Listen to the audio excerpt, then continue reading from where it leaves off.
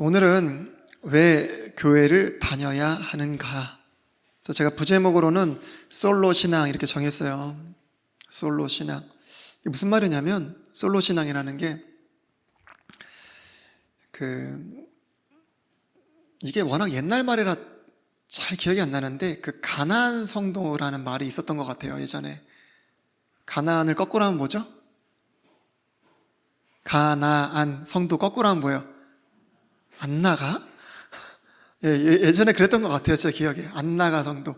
그러니까 믿음은 있는데 나 교회는 안 나가. 이런 성도를 가나안 성도다. 아마 한 오래전에 유행했던 것 같아요. 근데 이제 솔로 신앙이라는 게 그런 거죠. 요즘 워낙 혼술, 혼밥 이런 말도 많잖아요. 그러니까 좀 신앙생활도 혼자 하면 안 되냐? 혼자 한다고 문제가 있겠냐? 사실 이런 부분을 제가 담은 함축적인 의미를 갖고 있는 말이 사실 솔로 신앙이에요. 그래서 여러분 오늘 이렇게 교회에 오셨는데 왜 오셨어요? 주일 성수하러 왔습니다. 목사님. 사실 오늘 이 질문은 한편으로는 우리가 알고 있을 수 있는 지식일 수도 있고, 한편으로는 그 지식이 점점점 이렇게 사라짐에 따라서 마치 우리가 교회 오는 발걸음이 습관화되고 마치 의미 없는 것처럼 되어질 수 있는 부분들에 큰 힘이 되어질 수 있는 그런 말씀들입니다. 그래서 먼저 사실 우리가 교회에 왜 와야 되냐라는 것보다 교회가 뭔지를 좀 알아야 되잖아요. 일단은 이 지금 미도프라자라는 이 건물은 교회가 아닙니다. 이게 뭐라고 해요? 예배당. 간혹 성전이라고 하는 사람도 있는데 이건 성전도 아니고 교회도 아닙니다. 만약에 우리 이 미도프라자에 있는 이 지금 이제 5층을 다 쓰고 있는데 이게 만약에 교회가 아니라 학원이나 병원이나 다른 용도로 사용하게 되면 뭐예요? 아무것도 아닌 거죠. 여러분 교회가 용도에 따라 바뀌는 거예요? 그런 건 아니잖아요. 그러니까 이 건물은 교회도 아니고 성전도 아니다. 예배당일 뿐입니다. 예배를 드리는 처소에 불과합니다. 그럼 성경에서 말하는 교회가 뭔가? 우리 에베소서 1장 23절의 말씀 보면은 잘 나와 있습니다. 성경에서 교회를 뭐라고 하는가 이게 중요하잖아요. 자, 교회는 그분의 몸이니 곧 모든 것 안에서 모든 것을 충만하게 하시는 분의 충만이니라. 일단 첫 번째 힌트가 뭐예요? 교회는 그분의 몸이다. 그러면 그분의 몸은 뭐예요? 그분의 몸은. 자, 고린도전서 12장 13절 말씀. 자, 우리가 유대인이나 이방인이나 매인자나 자유로운 자나 모두 한 성령에 의해 침례를 받아 한 몸 안으로 들어왔으며 모두가 마시게 되어 한 성령 안으로 들어왔느니라. 지금 우리가 교회는 그분의 몸이다 이렇게 말씀하셨는데 같은 몸입니다. 근데 어떤 자들이 이 몸 안으로 들어와서 몸이 됐다고 그래요? 성령에 의해, 한 성령에 의해 침례를 받은 자들이 이 몸 안으로 들어와서 뭐가 된 거예요? 한마디로 교회가 된 겁니다.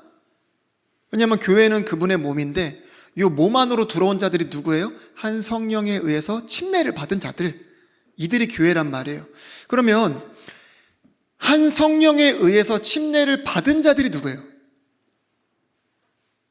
침례가 뭐예요, 여러분? 제가 한 청년에게 질문했었습니다. 침례가 뭐냐 그랬더니 물에 잠기는 거다 그러더라고요. 죽어 그럼. 물에 잠기기만 하면 그게 침례예요? 잠겼다가 어떻게 해요? 다시 나와야 되잖아요. 여러분 침례가 무엇을 잘 보여주죠? 예수 그리스도의 죽음과 다시 사심을 잘 보여줍니다. 여러분 예수님은요 우리를 위해 돌아가셨죠. 근데 사실 정확한 표현은 우리의 죄를 대신해서 돌아가셨다.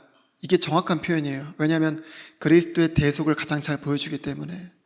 단순하게 그냥 우리를 위해 돌아가셨다 그러면 그거는 어떤 도덕이나 어떤 선에 의해서도 할 수 있는 부분이기 때문에 정확히 말씀을 우리가 표현하자면 우리의 죄를 위해서 예수님이 십자가에 대신 돌아가셨습니다. 그리고 성경 말씀대로 3일 만에 어떻게 하셨어요? 성령의 권능으로 다시 살아나셨어요. 이 사실을 믿는 사람들은요, 성령에 의해서 예수 그리스도와 함께 십자가에 못 박혀 죽고 그리스도와 함께 다시 살아나서 무엇이 되어? 하나님의 자녀가 됩니다. 그리스도의 몸이 됩니다. 이거를 우리는 뭐라고 한다? 교회라고 하는 겁니다. 이해가 되시죠? 이거를 또 다른 좀 표현으로 이렇게 얘기하기도 해요. 무형의 교회, 우주적인 교회, 보이지 않는 그런 무형의 교회, 또 우주적인 교회라고도 해요. 근데 이 교회들이요, 특정한 어떤 지역적으로 이렇게 모일 때 그거를 뭐라고 해요? 가시적으로 보이는 유형교회다 또는 지역교회다, 그렇게 이야기해요. 우리 여러분 계시록에 가면요 7교회 나오잖아요. 그것이 그 지역교회에 속하는 것이죠. 고린도전서 1장에 또 가면 고린도에 있는 교회들에게 편지하노니 그러잖아요. 그런 것들이 그렇게 속하는 겁니다. 또한 골로새서 4장 15절에 보면 라오디게아에 있는 형제들과, 믿는 자들 얘기하죠. 눈바와 그의 집에 있는 교회에 문안하라. 그러니까 특정 어떤 지역 장소에 있는 그 모임, 공동체, 그들을 향해서 뭐라고 해요? 지역교회다. 그러니까 사실 성경은 두 가지다 이렇게 설명합니다. 질문 하나. 한 개인은 교회일까요? 아닐까요? 이 말씀 보고 답을 보겠습니다. 고린도전서 12장 27절. 다 같이 한 목소리를 읽겠습니다. 시작. 이제 너희는 그리스도의 몸이요 개별적으로 지체니라. 지체라는 말 아시죠? 서석범이란 몸뚱아리가 있는데 이 팔 뭐라 그래요? 지체. 다리 뭐라 그래요? 지체. 자, 한 개인을 교회라고 할 수 있을까요? 성경적으로 정확히 본다면 한 개인을 교회라고 하기 어렵죠. 교회는 뭐라 그래요? 그분의 몸. 여러분, 그분의 몸이 뭐예요? 교회란 말이에요. 근데 개별적으로는 한 개인으로는 뭐다? 지체다. 이해가 되시죠? 오늘 우리 부제목이 뭐였어요? 솔로 신앙. 야, 혼자 신앙생활하면 안 되냐? 이거는 그리스도의 몸을 찢는 것과도 같은 거죠. 사실 이거는 그리스도의 몸의 구조적인 부분에서도 이거는 사실 비상적인 거예요. 제가 조금 논리를 더 펴볼까요? 여러분, 만약에요, 여러분 은사 있으시죠? 은사 없는 사람은 없어요. 아직 발견하지 못할 수도 있지만. 최현호 집사님, 은사가 뭐예요?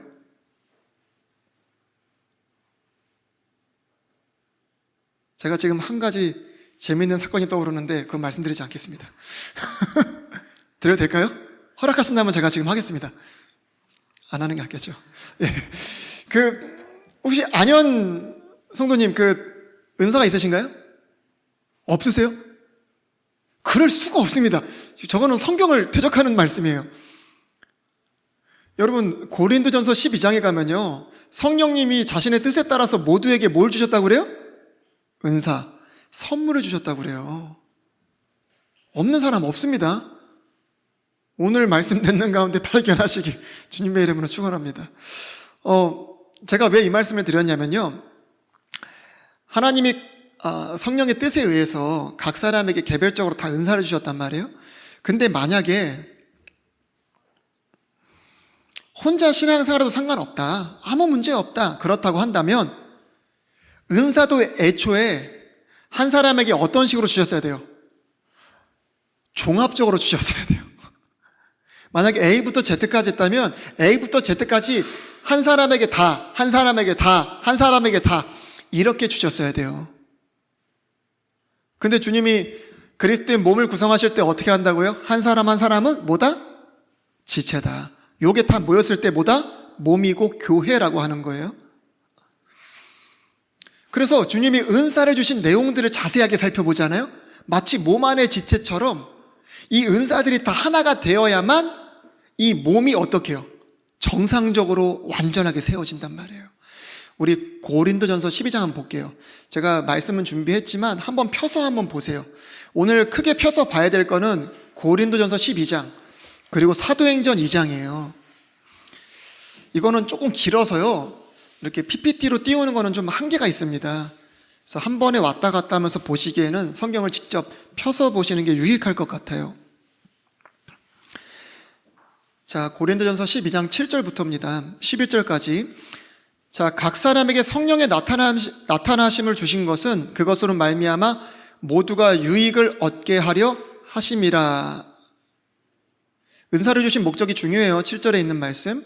8절부터 11절까지 보니까 어떤 사람에겐 성령을 통하여 지혜, 어떤 사람에겐 지식, 어떤 사람에겐 믿음, 어떤 사람에게 병 고치는 기적, 대언함, 영들분별함, 타언어들 이렇게 따로따로 주님이 주셨어요.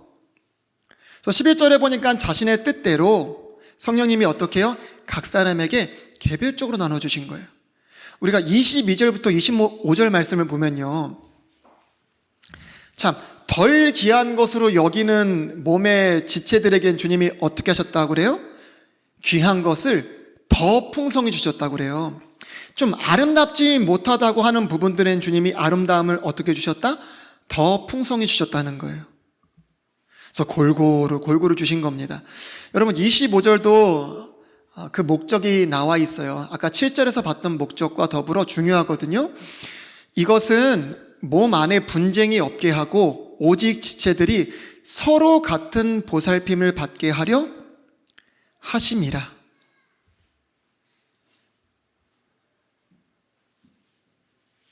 여러분, 주님이 애초에 혼자도 상관이 없다면 은사를 다 주셨어야 돼요. 한 사람에게. 한 사람마다. 근데 주님이 개별적으로 주셨다는 거예요. 뭐 하기 위해서? 모두가 유익하고 모두가 서로 같은 보살핌을 받기 위해서. 그러니까 각자의 은사를 써서요. 각자의 물질을 써서요.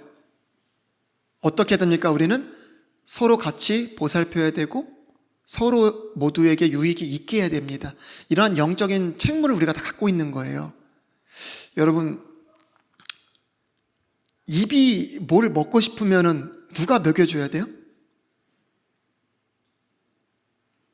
손이 먹여줘야 된단 말이에요. 오늘 손을 사용하지 않고 그냥 입으로 뒷짐지고 우리 운동회 때 하듯이 사탕 먹듯이 그렇게 드신 분 없잖아요. 머리가 가려우면 누가 도와줘야 됩니까? 발로 한번 긁어보세요. 그게 쉬운가 그게. 여러분 손으로 긁어야 됩니다. 그렇잖아요. 여러분 내 입과 이 손이 만약에 오늘 날씨 너무 좋더라고요. 바람 쐬러 가고 싶다. 누가 도와줘야 돼요? 다리가 도와줘야 돼요. 여러분 물구나무 서서 한번 갔다 와보세요. 보통 일이 아닙니다. 여러분 이렇게 우리는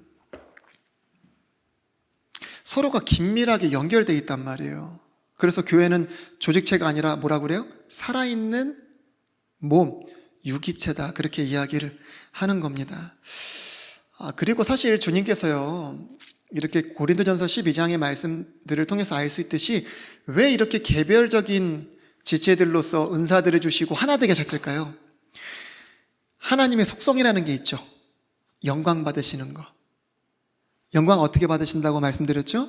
하나님의 성품과 지식과 지혜와 하나님의 것들을 사람들을 통해서 나타내시고 사람들이 그런 것들을 어떻게 해요? 드러낼 때 하나님이 영광을 받으시죠.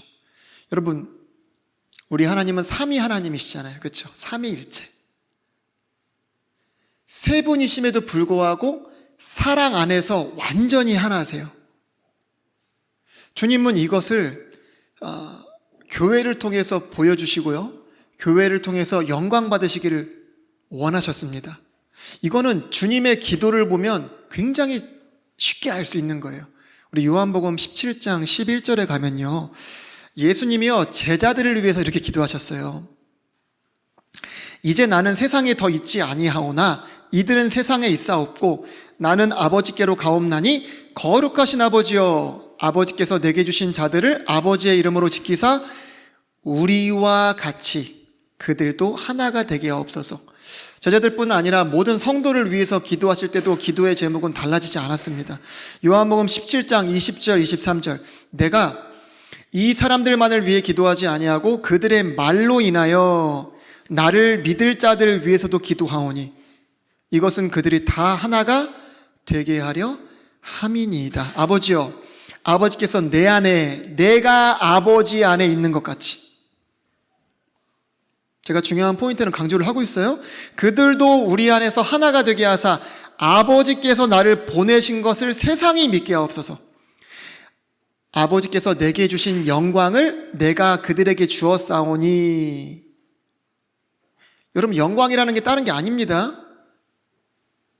주님이 갖고 계셨던 것, 주님께 속해져 있던 그 밝음, 그 빛, 그 성품과 이런 모든 것들이 어떻게 해요? 영광입니다. 그 영광을 내가 그들에게 주었사오니 이것은 우리가 하나인 것 같이 그들도 하나가 되게 하려 함이니이다. 자, 23절 중요합니다. 집중하세요. 내가 그들 안에 있고 아버지께서 내 안에 계시나니 이것은 그들이 하나 안에서 완전해지게 하려 함이며 아버지께서 나를 보내신 것과 또 아버지께서 나를 사랑하신 것 같이 그들도 사랑하신 것을 누가 알게 하려 함이니이다. 세상이 알게 하려 함이니이다. 여러분, 삼위일체 하나님은 사랑 안에서 완전히 하나가 되셨어요. 그렇죠? 하나님께서 우리를 개별적인 지체로 은사들을 주시면서요, 이 사랑 안에서 서로 보살핌을 받게 하시고요, 서로가 유익을 얻게 하시는 이런 완전한 연합체로서 주님이 교회를 어떻게 해요? 우리에게 허락하신 겁니다. 이걸 통해서, 이 교회를 통해서 주님이 뭘 보여주시려고요? 하나님의 영광을, 하나님의 사랑을, 하나님의 그 하나됨을, 그 진리를 보여주시려고 하신 거예요. 세상에. 또 에베소서의 말씀을 통해서 본다면 하나님의 갖가지 지혜와 권능을 저 하늘에 있는 존재들에게 주님이 보여주시기로 하신 겁니다. 이해되시죠? 여러분, 만약에 신앙생활을 혼자 해도 상관이 없다라고 한다면 하나님의 기도, 지금 예수 그리스도의 이러한 기도는 허공을 치는 기도예요. 혼자 신앙생활하면서 어떻게 이 예수님의 기도와 같이 하나가 될 수 있습니까? 하나가 안 되는데 어떻게 완전해질 수 있습니까, 여러분? 교회가요, 이렇게 하나가 될 때 완전해지고요, 이 완전해짐 속에서 세상을 비추는 강력한 빛이 나옵니다, 여러분. 실제로 초대교회는 한 마음 한 뜻이 되었었고 세상으로부터 그 교회를 향한 호감을 갖게 했습니다. 우리 사도행전 2장 47절. 오늘 설교가 한 반 정도 왔어요. 2타임으로 나눠서 하려다가 준비하다 보니까 사실 3타임도 가겠더라고요. 한 타임에 끝내려고 제가 최대한 짧게 정리를 했거든요. 자, 사도행전 2장 47절. 하나님을 찬양하며 온 백성에게 호감을 얻으니 주께서 구원받아야 할 자들을 날마다 교회에 더하시니라. 초대교회가 하나가 됐을 때 그 완전함 속에서 이런 강력함이 나타났던 겁니다. 근데 어떻게 그들이 하나가 될 수 있었고 또 하나됨에서 무엇을 도대체 했길래 이런 호감을 얻었나? 우리가 사도행전 같은 2장 42절부터 보면은 나와 있습니다. 이건 중요해요. 왜 그러냐면 우리가 교회에 와서 뭘 해야 되는지, 왜 교회에 가야 되는지, 주님이 처음 초대교회를 태동시키시면서 교회가 해야 될 일들에 대해서 주님이 말씀하신 것이기 때문에 중요한 겁니다. 자, 42절부터 볼게요. 제가 다 읽고 나서 하나씩 설명할게요. 자, 그들이 흔들리지 아니하며 사도들의 교리와 교제 안에 머물고 빵을 떼며 기도하더라. 모든 혼위에 두려움이 임하고 사도들을 통하여 많은 이적들과 표적들이 일어나더라. 믿은 모든 사람들이 함께 지내며 모든 것을 공동으로 소유하고 자기 소유와 재산을 팔아 각 사람의 필요대로 모든 사람에게 나누어 주며 또 날마다 한 마음이 되어 성전에 거하고 집에서 집으로 돌아가며 빵을 떼면서 단일한 마음으로 즐겁게 자기들의 음식을 먹고 이렇게 했더니 47절. 하나님을 찬양하며 온 백성에게 호감을 얻으니 주께서 구원받아야 할 자들을 날마다 교회에 더하시리라. 세 번에서 더 많이 볼 수도 있겠지만 큰 맥락에서 제가 한 4-5가지 정도만 말씀을 드릴게요. 자, 첫 번째는 교회에 왜 와야 되나? 교회에서 뭘 해야 되냐? 첫 번째 성경 말씀을 배웁니다. 우리 뭐라고 그래요? 여기 사도들의 교리 이렇게 나와 있죠. 하나님의 말씀을 선포해야 되고 교회에서는 하나님의 말씀을 듣고 배워야 됩니다. 목사님, 혼자서 성경 볼 수 있잖아요. 혼자서 성경과 스승 되신 성령님을 통해서 할 수 있잖아요. 이렇게 할 수 있거든요. 여러분, 에베소서 4장 11절 12절에 가면요, 주님의 성도들을 완전하게 하고 섬기는 일을 하기 위하여서, 그리스도의 몸을 세우게 하기 위하여서 무엇을 주셨다고 그래요? 그분께서는 덜어는 사도로, 덜어는 대언자로, 덜어는 복음 전도자로, 덜어는 목사 겸 교사로 주셨으니. 주님이 올라가시면서요, 사람들에게 이 목적을 위해서 선물들을 주셨는데 그 중에 하나가 뭐예요? 목사 겸 교사입니다. 혼자 살 수 있다면 주님이 굳이 뭐다른 목사 겸 교사를 주셨을까요? 그리고 저희가 예전에 김천에 있을 때도요, 우리 최노아 집사님이 구미 지역이었나요? 전도를 했을 때 어떤 한 목사님이 자기는 이젠 교회가 싫고 또 교회에 나와서 혼자 말씀 보고 기도하는 그런 신앙생활을 했다 말씀하셨습니다. 그래서 이젠 너무 반가워서 함께 얘기를 하다 보니까 그분이 저희 김천에 있는 그 교회에 찾아오셨었죠. 성경에서 너무 많이 벗어난 그런 교리를 갖고 있었고 말씀의 해석들을 했었습니다. 안타까웠죠, 참으로.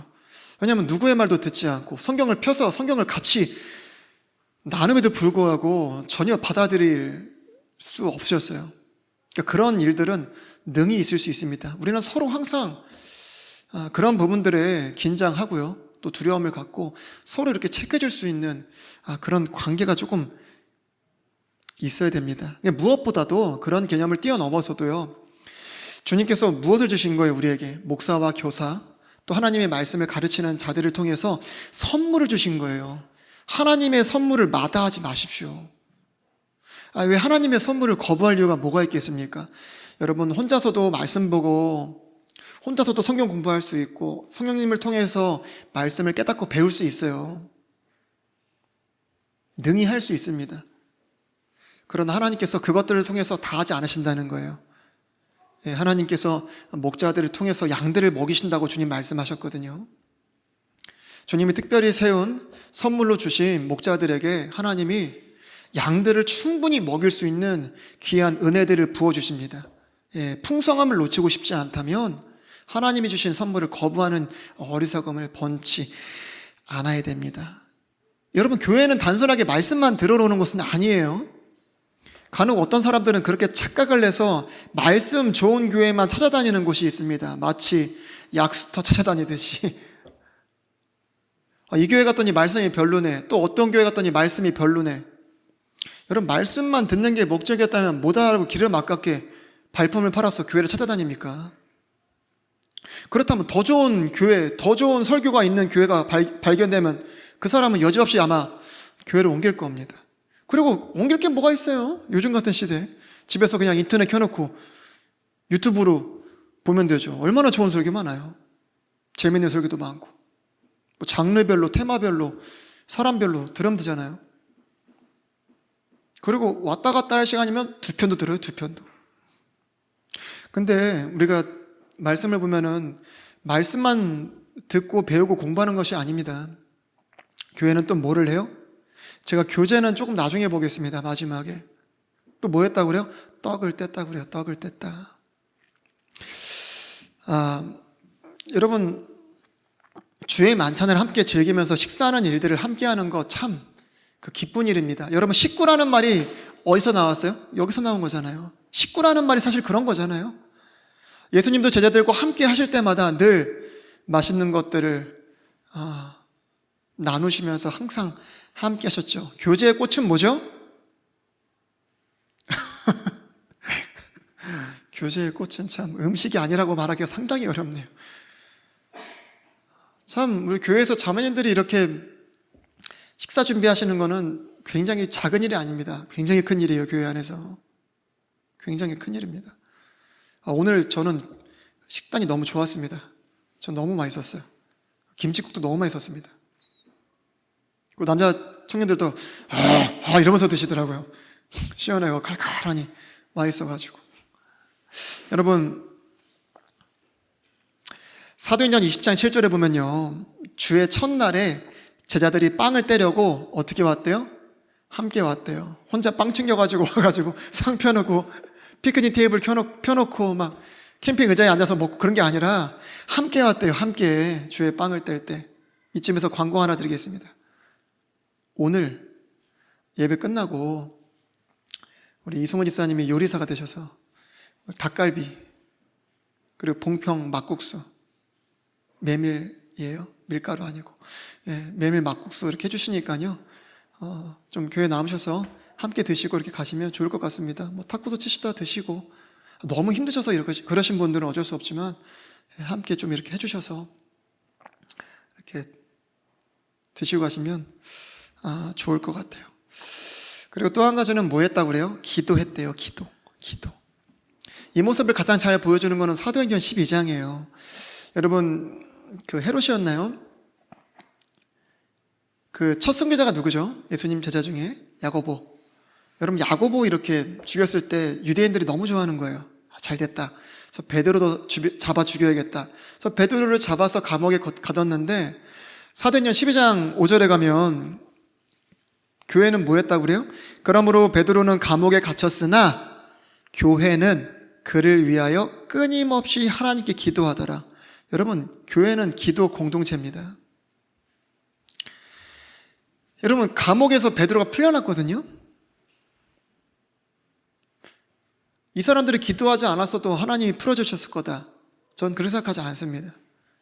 하나님은요, 우리들의 기도를 통해서 어떻게 해요? 일하십니다. 엘리야에게 비를 내려주신다고 약속하셨음에도 불구하고 엘리야는 어떻게 해요? 머리를 가랭이 사이에 쳐박고 7번이나 기도했습니다, 여러분. 하나님의 약속하신 것들을 우리가 받아 누릴 때 기도가 필요하다는 것은 이미 성경을 통해서 우리가 확인한 바 있습니다. 여러분, 베드로가 풀려났을 때요, 어떻게 풀려났는가? 왜냐하면 자다가 풀려났잖아요. 바울과 실라는 여러분 열심히 기도했으면 찬양하고, 베드로는 뭐 했어요? 잤어요. 누구의 믿음이 좋을까요?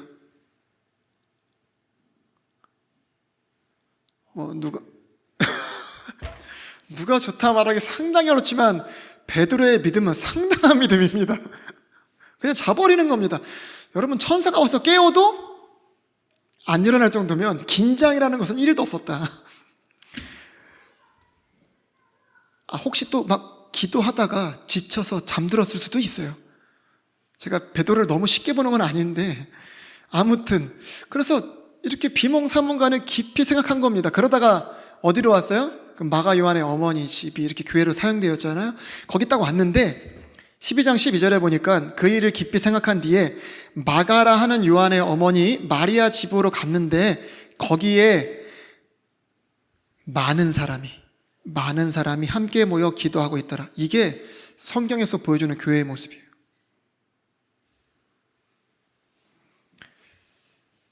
여러분, 우리는 왜 기도해야 하는가라는 주제를 살펴볼 때도 이미 살펴봤다니까요. 야고보서에 있는 말씀처럼 우리는 병 낫기를 위해서 어떻게 해야 돼요? 서로 기도해야 됩니다. 제가 모르면 몰랐지 알고 있는 성도님들 안에서는 병 낫기를 기도하고 있습니다, 늘. 여러분도 기도하세요, 성도님들 간에. 그리고 실족한 자들을 위해서, 그들을 세워주기 위해서 기도해야 됩니다. 기도 제목을 서로 나누고 기도하는 것은 좋은 거예요, 여러분. 물론 혼자 기도해도 주님이 응답하세요. 그러나 우리가 한 마음이 되고 한 뜻이 돼서 합심해서 기도할 때 주님이 더욱더 은혜와 응답 주시는 것, 이것이 성경의 가르침은 분명합니다. 자, 그리고 47절에 보니까 하나님을 찬양했다라고 합니다. 이건 뭐예요? 예배예요, 예배. 그들은 모여서 뭐 했습니까? 예배했습니다. 오늘도 우리가 모여서 뭐 했어요? 하나님 앞에 합당한 찬양과 영광을 올려드리면서 또 말씀을 선포하고 말씀을 배우면서, 또 우리 얼마 전에 뭐 했어요? 얼마도 아니다, 그렇죠? 방금 전에 뭐 했어요? 맛있게 함께 우리 식사했잖아요. 또 서로를 위해서 기도하고. 물론 또 여기서도 혼자가 나올 수 있어요. 아니, 목사님, 저도 신학교 다닐 때요, 혼자 예배하는 사람도 있었습니다. 근데 다 그런 건 아닌데요, 꼭 찬양 사역하는 그런 동기들 중에 꼭 그런 사람이 많았습니다.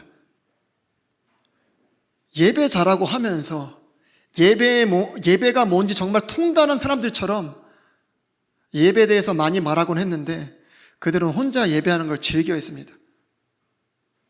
주님이 참 아이러니하게도요, 마태복음 18장 20절에 두세 사람이 내 이름으로 함께 모인 곳에 나도 거기에 그들의 한가운데 있느니라 하시니라, 그렇게 말씀하셨습니다.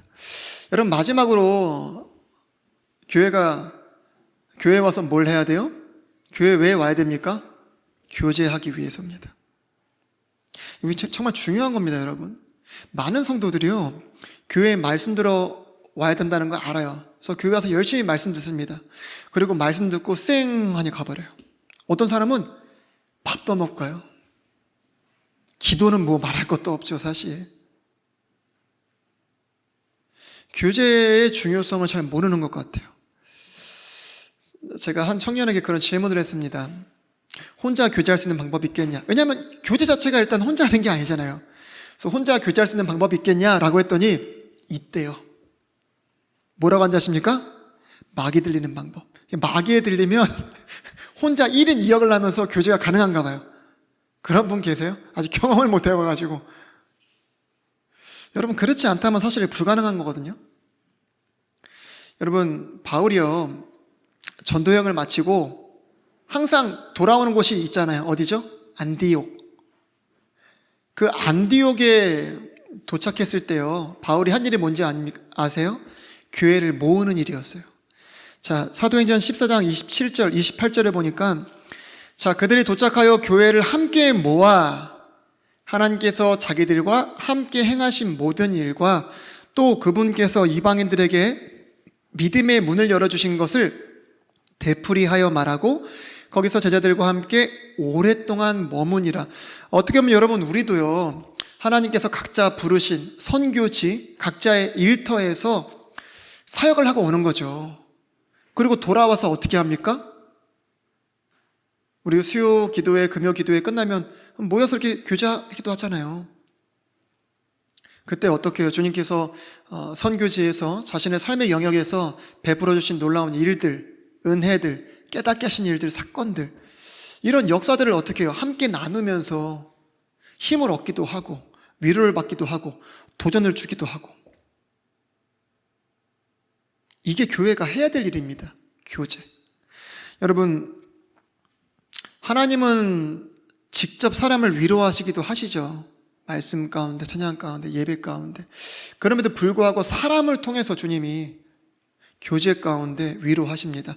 여러분, 바울이요, 로마 교회에 편지를 이렇게 서신을 보내면서요, 로마 교회 성도들을 간절히 보고 싶어하는 마음을 편지에 담아내는데 그 이유에 대해서 무엇라 하시는 줄 아세요?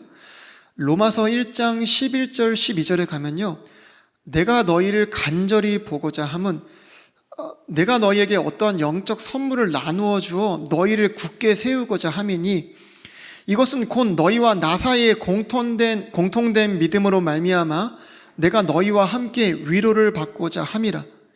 그러니까 교제 가운데 영적 선물을 나누어 줄 수 있는 일들, 또 그로 인해서 세워줄 수 있는 일들, 또 위로하고 위로받을 수 있는 일들이 되어집니다. 저는 이 육신을 입고 있어서 그런지 몰라도, 연약해서 그런지 모르겠지만 때로는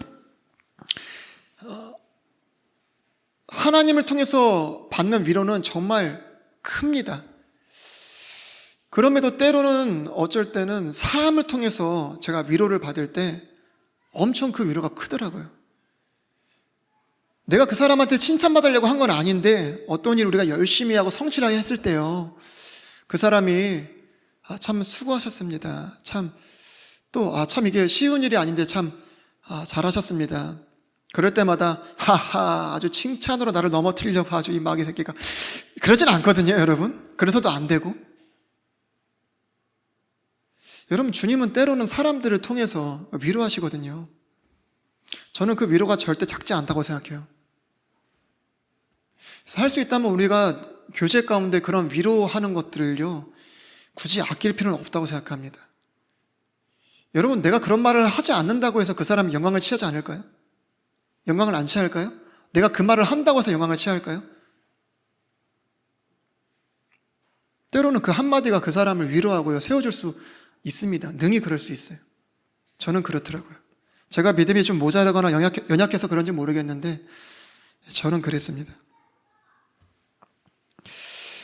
아무튼 이렇게 교회가 모여서요, 한 마음 한 뜻이 돼서 이런 일들을 주님 안에서 행할 때 교회는 어떻게 된다고요? 완전해지고 하나가 되는 겁니다.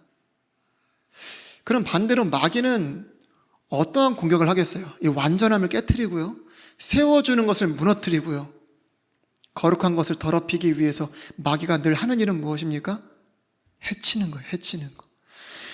우리 히브리서 10장 25절 말씀 보면요, 어떤 사람들의 습관과 같이 우리의 함께 모이는 일을 패하지 말고 서로 권면하되 그날이 다가옴을 너희가 볼수록 그리하자.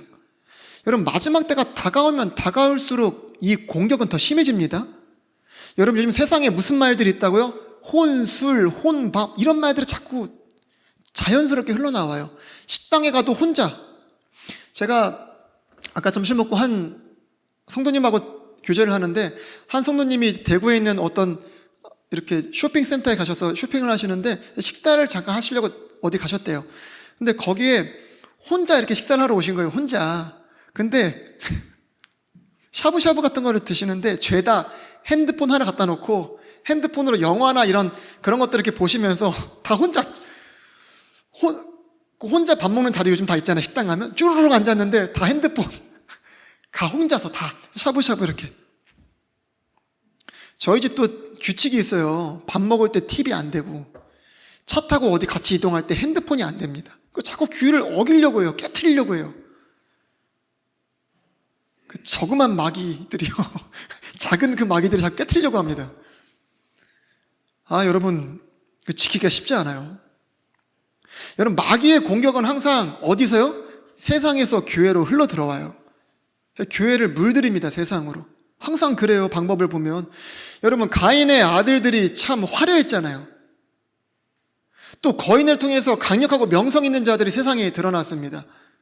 주의 이름을 부르는 자들이 어떻게 됐어요? 그 빛을 잃고 거룩함을 상실하고 세워짐이 무너져 버렸습니다.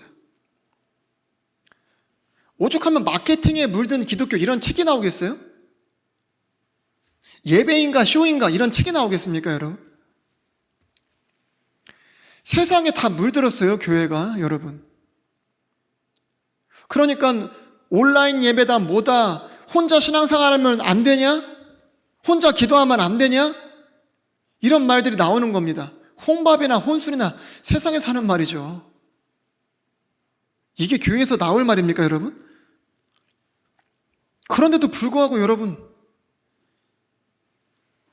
교회는 지금 그런 문제 앞에 봉착했다니까요, 지금.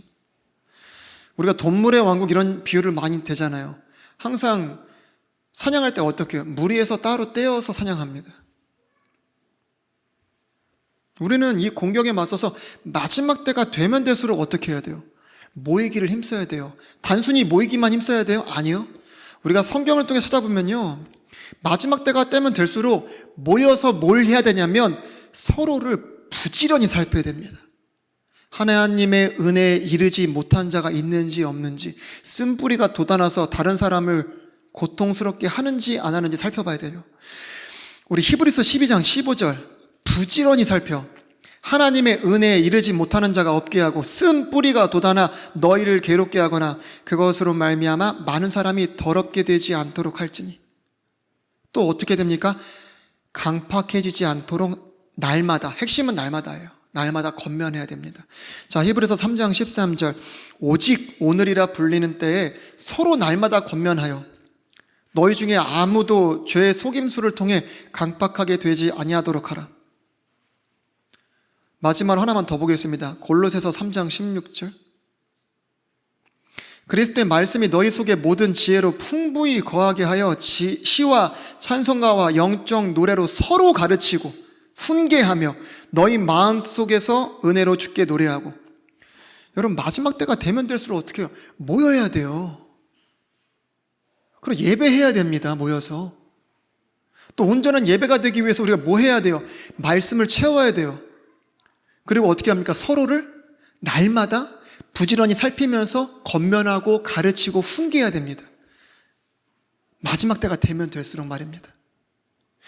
여러분, 사람이 얼마나 연약한데요. 혼자 절대 못 써요, 여러분.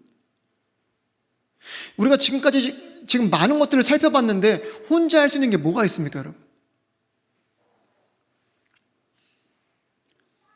좀 더 원초적으로 해볼까요? 애초에 혼자 자체는 교회라고 보기도 어렵다니까요. 지체지, 개별적. 여러분, 주님이 창세 때 천지를 창조하시면서 보시기에 심히 좋았다 이렇게 하셨어요. 근데 좋지 않다고 하신 게 한 가지 있었죠. 뭐죠?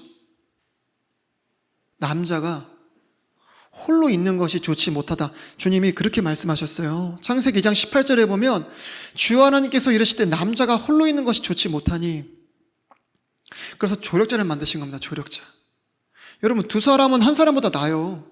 삼겹줄은 쉽게 끊어지지 않습니다. 여러분, 전도서 4장 9절부터 12절 조금 길지만 제가 읽을게요. 여러분, 두 사람이 한 사람보다 나음은 그들이 자기들의 수고로 인하여 좋은 보상을 받기 때문이라.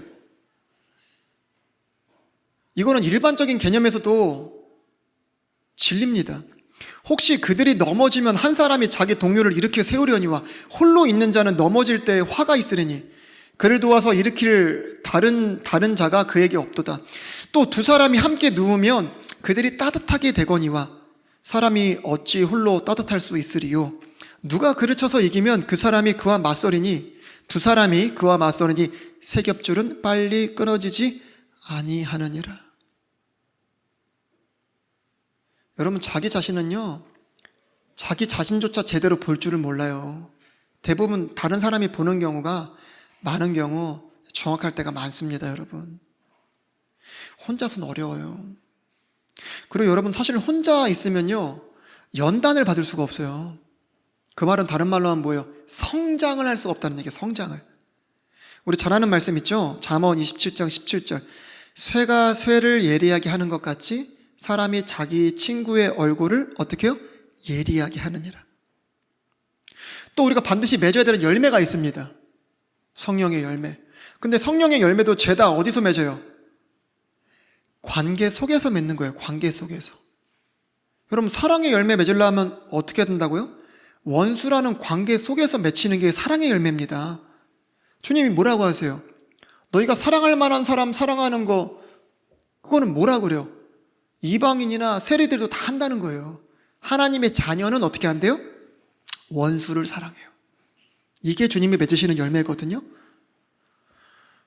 여러분, 절제라는 열매, 온유라는 열매, 누가 내 심장에 돌멩이를 던져서 상처를 내는 그런 관계 속에서 맺히는 게 뭐예요? 그 온유의 열매예요. 절제의 열매고. 화평의 열매야 말할 게 뭐가 있겠습니까? 또 성령의 열매 누가 먹어요? 자기가 먹어요? 다른 사람이 먹잖아요, 결국에. 그 다른 사람이 그것을 먹고 하나님 앞에 영광을, 찬양을 올려드리지 않습니까? 이 모든 게 다 관계 속에서 되는 거네, 관계 속에서. 관계 속에서 모든 게 돼요, 우리 신앙생활 자체가. 시작부터가.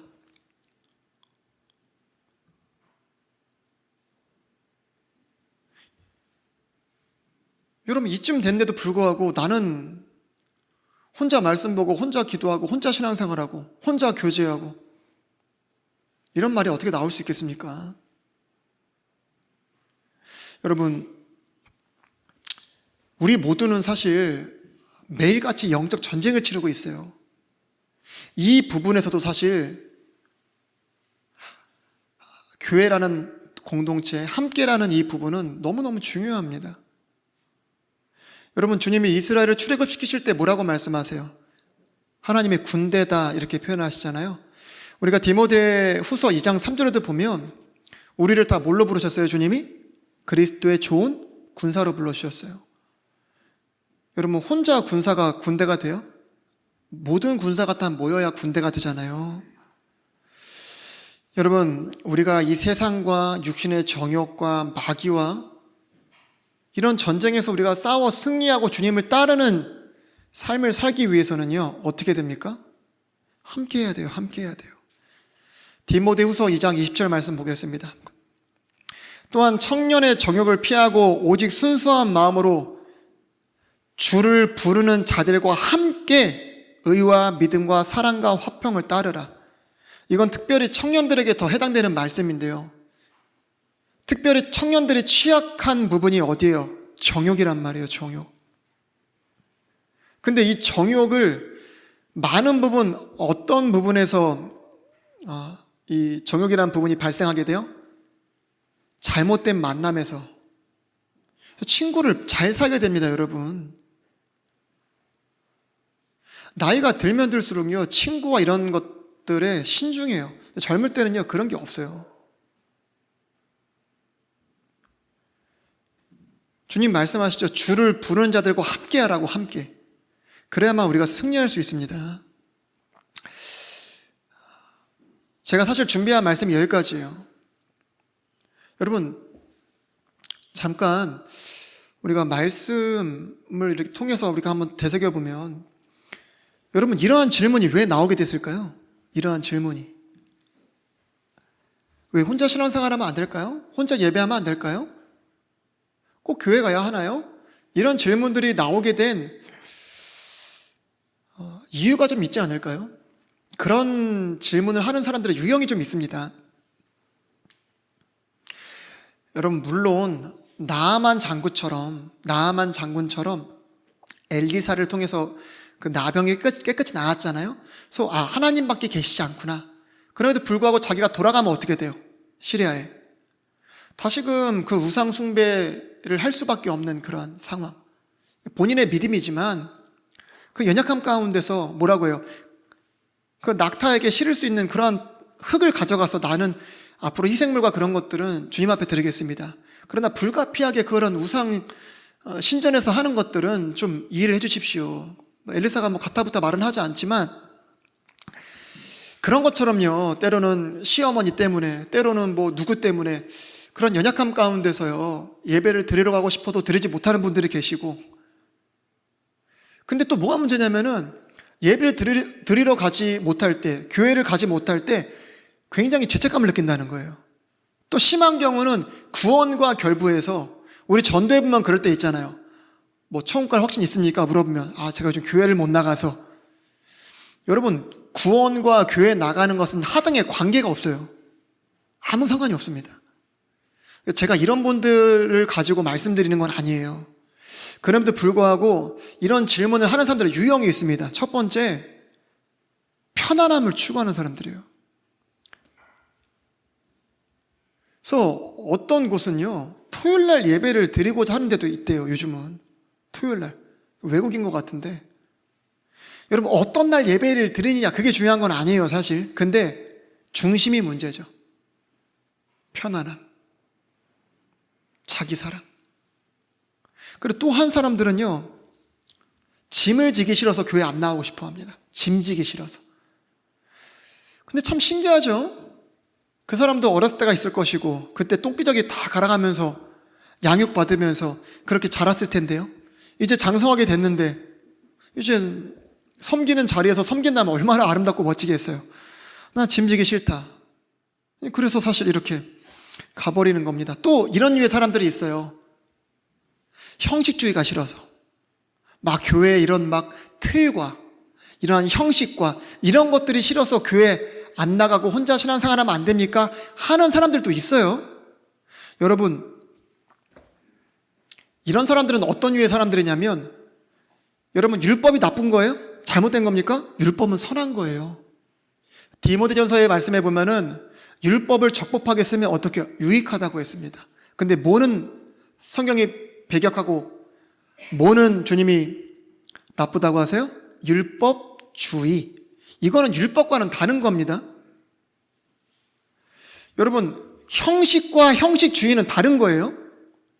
형식은 나쁜 게 아니란 말이에요. 위선을 떠는 형식주의가 나쁜 거죠.